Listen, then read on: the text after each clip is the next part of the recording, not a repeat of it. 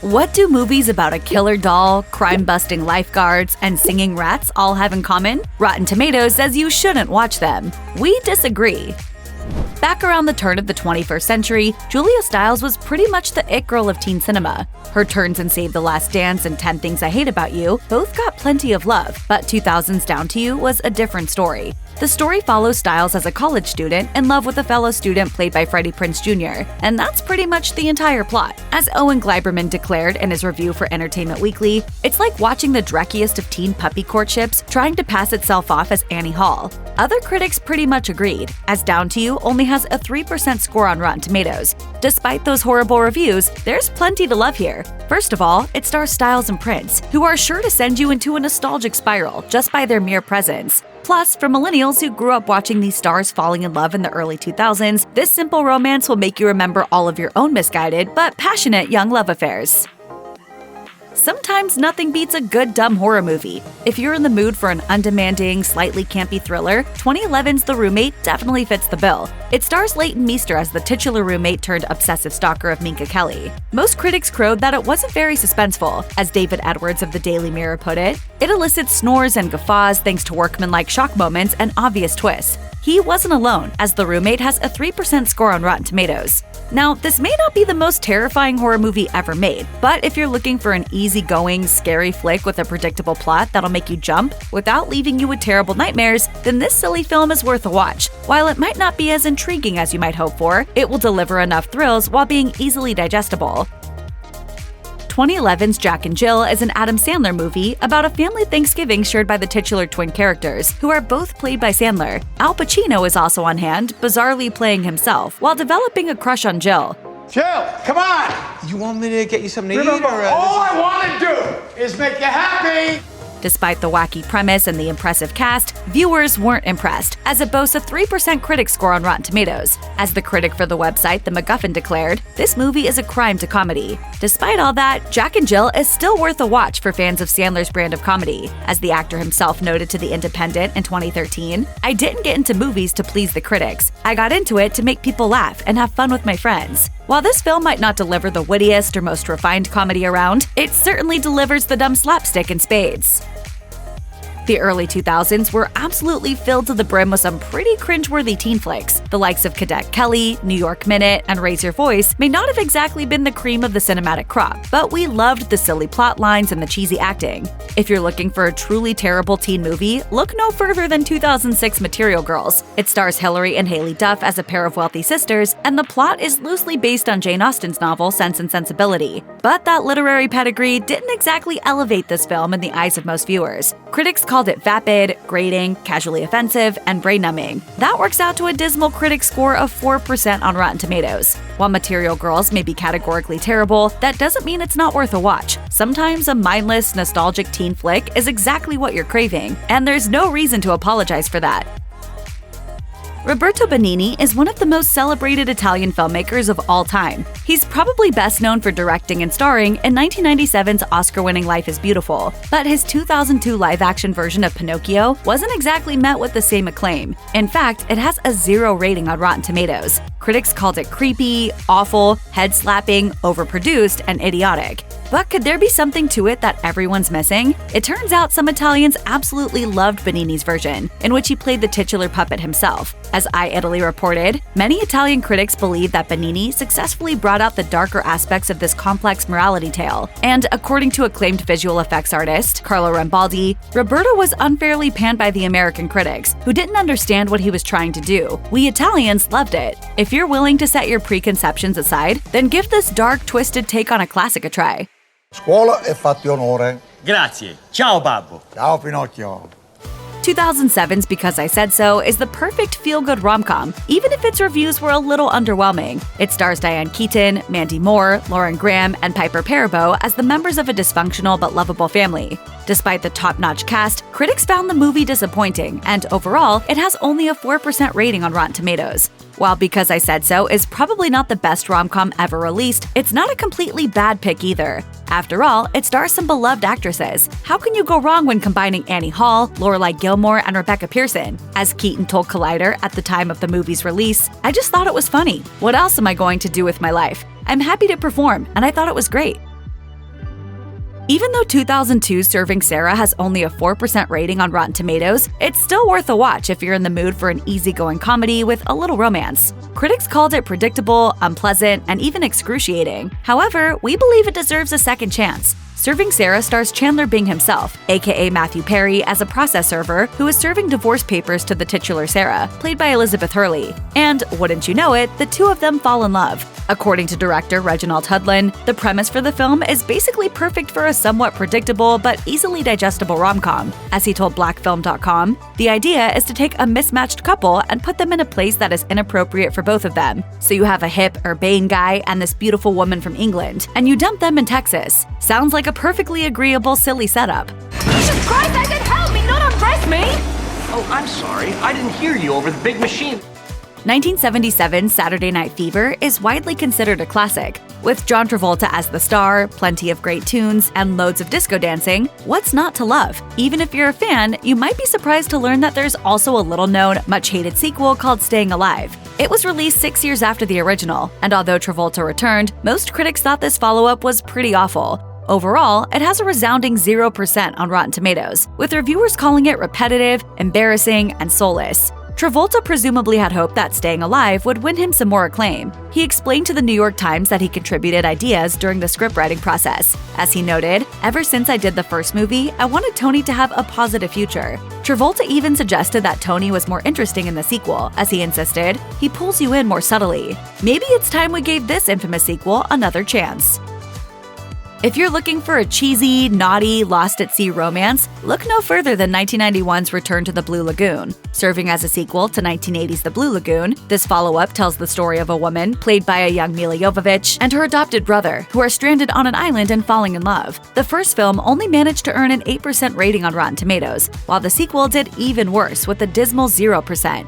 Joe Barry of the Radio Times declared, "It's a textbook example of a disaster that amazingly manages not only to contain bad acting and an appalling script, but also some of the most unconvincing love scenes ever committed to film." While Return to the Blue Lagoon may not be laugh-out-loud funny or particularly shocking, the bad acting and silly script make for an easy watch.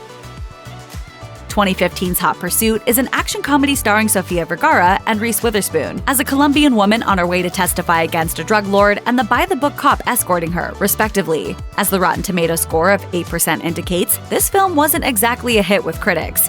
We did it! Is that part of the tour?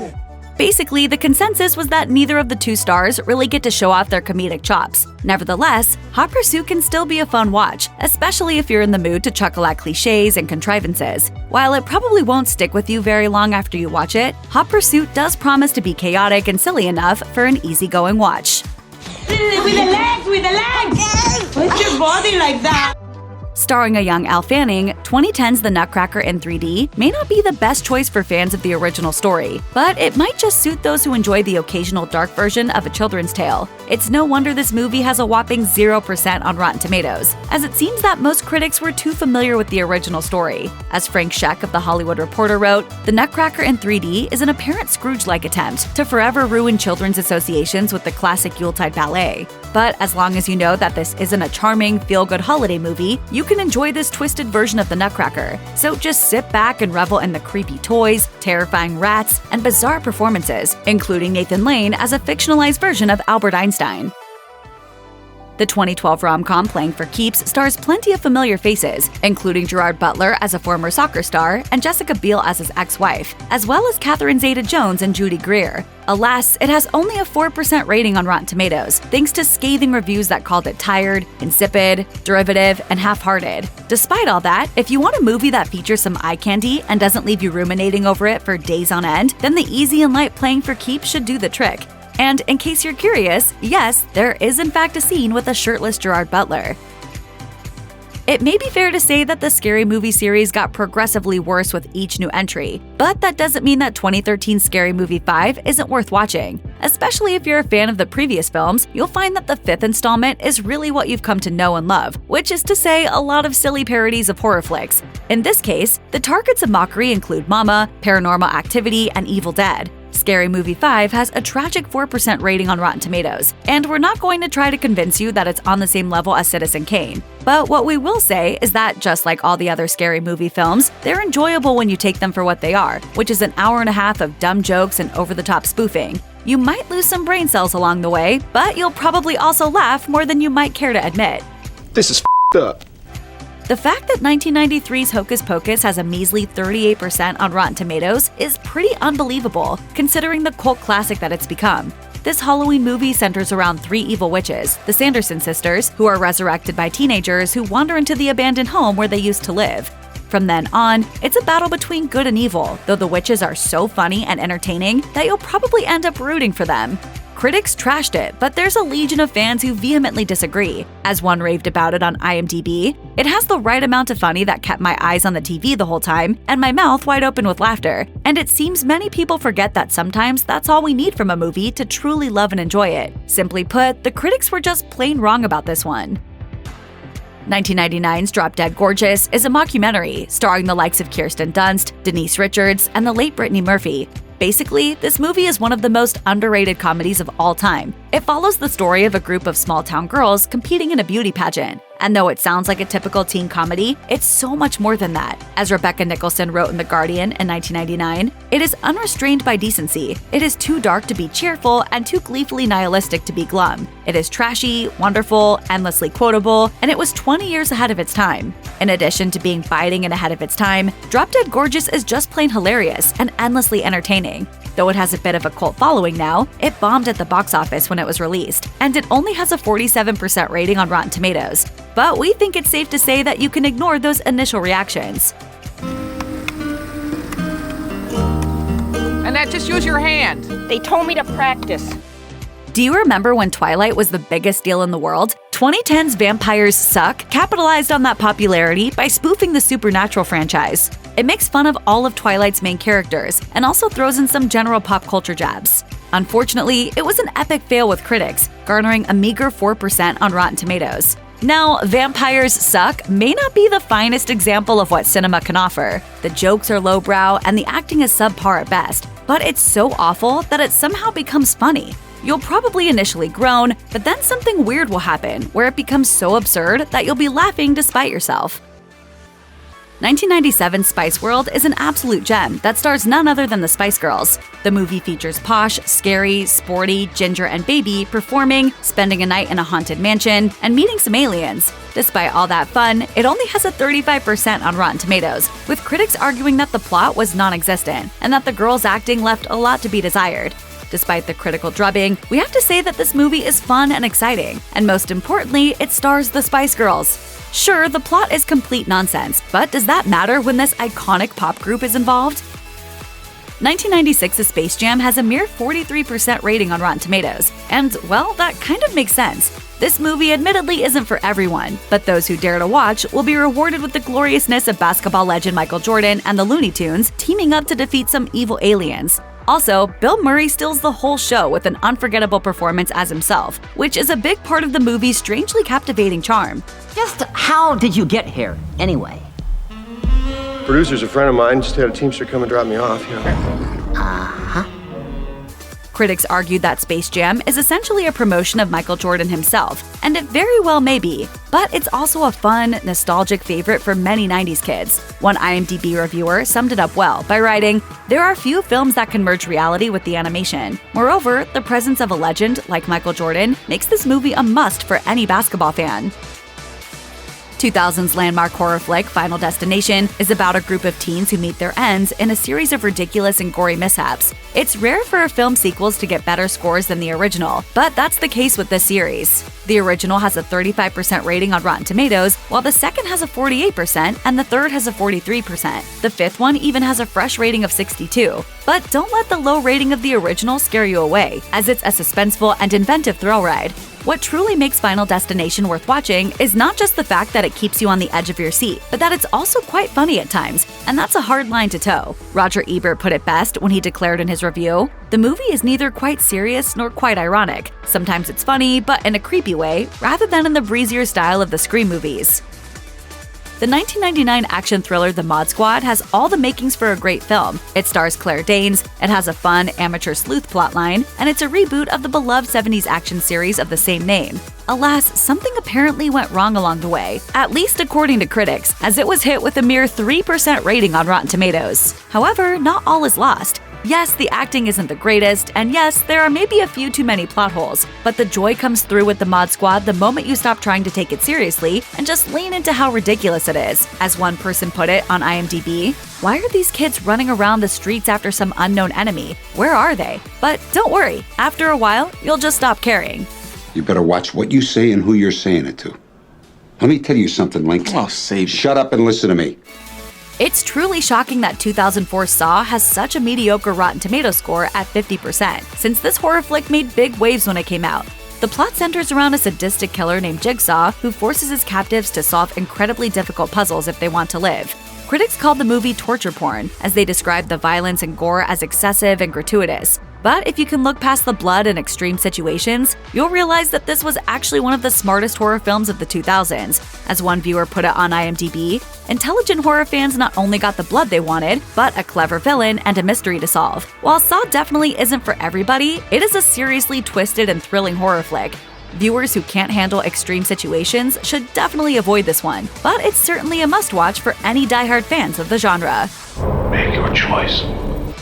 1995's Empire Records has a criminally low 31% rating on Rotten Tomatoes. This coming-of-age comedy drama features a chaotic but very entertaining plot, as a group of music-loving teens work for a record store that's devastatingly close to going out of business. After one employee unsuccessfully gambles away the manager's money in an attempt to save the store, everyone scrambles to figure out how to keep the place up and running. Empire Records also offers some funny, cringy subplots, frenemies-turn-friends tropes, and a whole lot of teen angst. But what really makes it shine is the iconic soundtrack. One would certainly hope that a movie taking place in a record store would have a good soundtrack, and Empire Records does not disappoint on that front. As one person put it on Letterboxd, "This is just a joy to watch, one of those films you watch and then want to live. Feel like this could have an extended cut that's just more scenes of the characters going back and forth about nothing, and I would like it even more." There are few movies like 1999's Cruel Intentions, which somehow manages to be both a teen train wreck and a witty and incisive drama. This twisted film centers around rich teens with a lot of deviousness and sexual tension. This is definitely not a movie to watch with your parents, but it is a fun, unique gem with some incredible dialogue. Somehow, this movie only has a 54% rating on Rotten Tomatoes, with critics dinging it for a supposedly uninspired script and uneven performances. But on the contrary, we do have to say that Cruel Intentions is engaging, witty, seductive, and it features a great soundtrack. It did have some fans among critics, with Roger Ebert for one calling it smart and merciless. And as one Letterboxd reviewer declared, "This movie gave birth to private school rich girl tropes, and not many can touch her." Everybody does it. It's just that nobody talks about it. If you don't like Jennifer's Body, you're not alone. This 2009 horror comedy has a painful 46% on Rotten Tomatoes. So clearly most critics at the time didn't get it, as they crowned that it never gained momentum and that it offered nothing more than a few clever one-liners. But this movie, which stars Megan Fox as a demonic man-eating cheerleader and Amanda Seyfried as her nerdy best friend, is more than just a trashy comedy. Horror Geek Life even goes so far as to say, one day they'll be teaching Jennifer's Body at the intersections of cinema studies, film theory, and women's studies. This movie urges viewers to consider the repercussions of abuse and what it means to reclaim power. Maybe it was just too ahead of its time when it came out, but now it feels more relevant than ever. As Refinery29 put it in 2018, viewing the film nearly a decade after its release feels like experiencing the beginning of something that hadn't quite taken form yet. Thematically, it hits on so many of the issues women in Hollywood are talking about in the aftermath of #MeToo and Time's Up that I find it hard to believe it would have been as critically panned today. Wow, nice insult, Hannah Montana. You got any more harsh digs?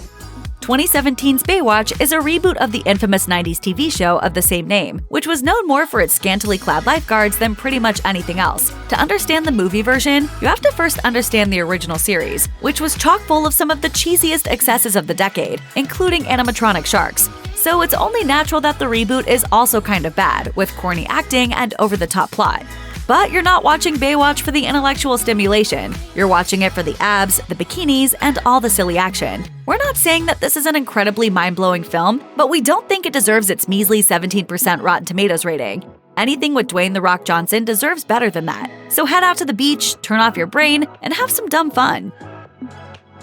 Apparently, a lot of people hate the 2004 holiday comedy Christmas with the Kranks, so much so that it has a tragic 5% critics rating on Rotten Tomatoes. As the review on daredaniel.com put it, this exhausting parade of white people's Christmas problems offers only banality, blandness, and the most desperately unfunny sitcom hijinks imaginable. And we totally get it. This movie gets a little cliche at times, as the main characters bounce between a grinchy hatred of the season and an obsession with maintaining the holiday spirit. But it's not all bad, especially if you take it at face value as a lighthearted and silly Christmas flick. As one person insisted on IMDb, Christmas with the Kranks has a lot of funny moments as it builds towards its emotional payoff. It may never become a Christmas classic, but it hits the spot when I want to watch a Christmas comedy.